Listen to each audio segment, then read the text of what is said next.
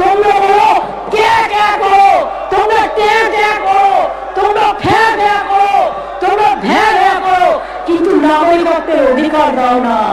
কোথাও করি নাগরিকদের অধিকার দিতে হবে।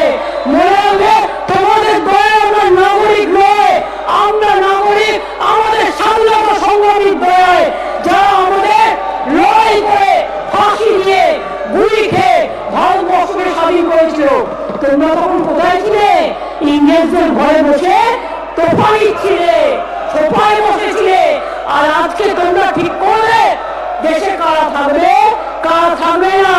আমরা যে স্বাধীন দেশের নাগরিক, তোমরা দেশটাকে পরাধীন করতে চাও, তোমরা আমাদের অধিকার কেড়ে নিতে চাও।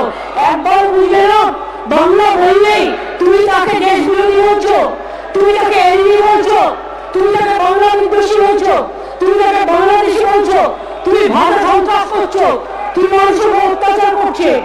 একটা বাচ্চা আর বাবা গিয়েছিল, একজন অন্য জগতের লোক, তিনি মাইগ্রেন্ট ওয়ার্কার নয়, তিনি একটা হোটেলে গিয়েছিলেন, তার বাংলায় কথা বলেছে বলে তোমরা তাকে ঢুকতে দাওনি।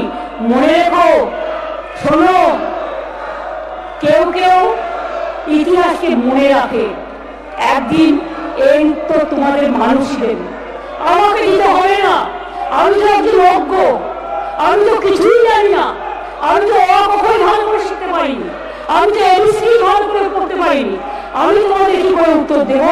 আমার মাথার উপরে মামাটি মানুষ আছে, তারা আগামী দিন তোমাদের ব্যবহার দেখে ঠিক করবে যে তোমাদের রাখা দেশের জন্য কতটা বিপজ্জনক, মানুষের জন্য কতটা বিপজ্জনক, এখনকার জন্য কতটা বিপজ্জনক, সংস্কৃতির জন্য কতটা বিপজ্জনক।